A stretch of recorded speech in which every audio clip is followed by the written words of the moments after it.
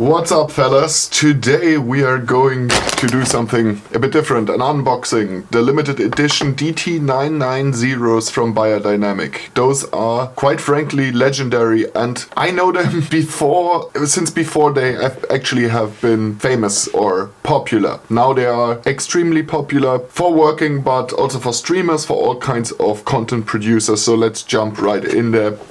I'm going to unbox it for you.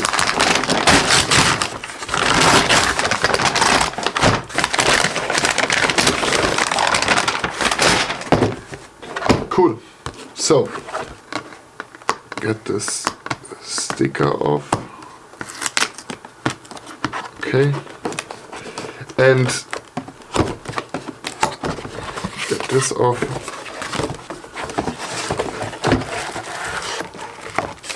Okay, let's see what we have in the box. Oh, there is an old flight ticket of mine to London. Create the amazing. Okay, first impressions are good, but we need to think also about the price. Okay, what else is inside here? Just the cables.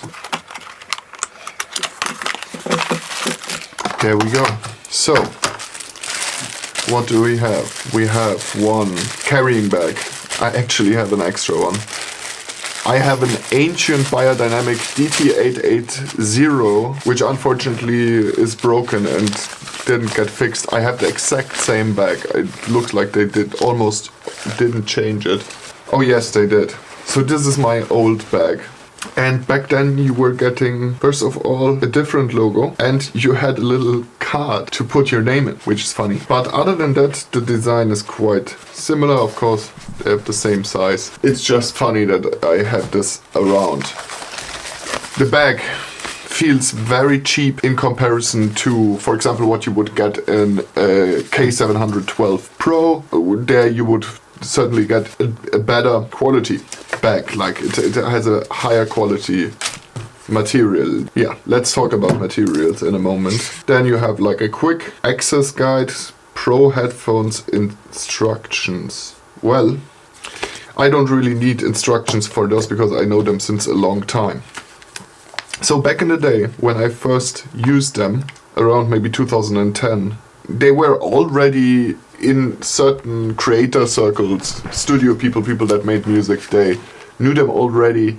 And the good thing with those headphones is just that they're extremely affordable.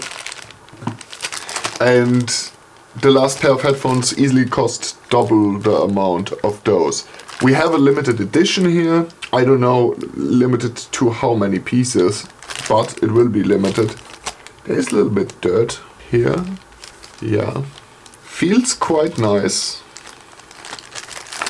The plastic doesn't feel so nice. This part is metal. Here we have some faux leather that can also be exchanged.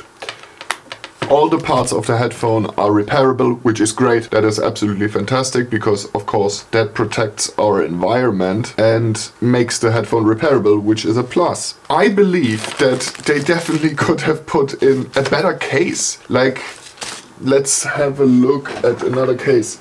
We know that they have better cases. This is a Beyerdynamic case right here. I can put it also here for the camera. And actually, let's have a look.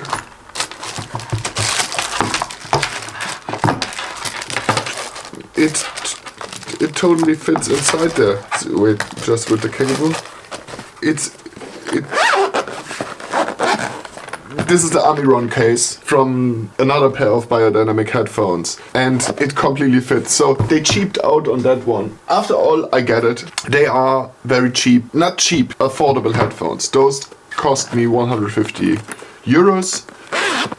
We love them, or people love them, because they are really good kind of workhorse headphones that are really reliable and have neutral-esque sound for sure, and people love them because you have something solid for below 200 euros or $200 or something like that. Beyerdynamic now weirdly markets those headphones, which are studio headphones, always have been studio headphones. They're not necessarily the best. The DT series is not the best as a listening or hi-fi experience in my opinion. So the weird thing now is they came out with a Pro X series, which is the new Creator series, and now those have been downgraded to just be hi-fi headphones. They are actually meant to be used as studio cans originally, and this is also my purpose for them. I will test them in the next days. Of course, I already know them since a long time. Unfortunately, I was in India having a gig there, and there was a massive flood happening, and this is where, unfortunately,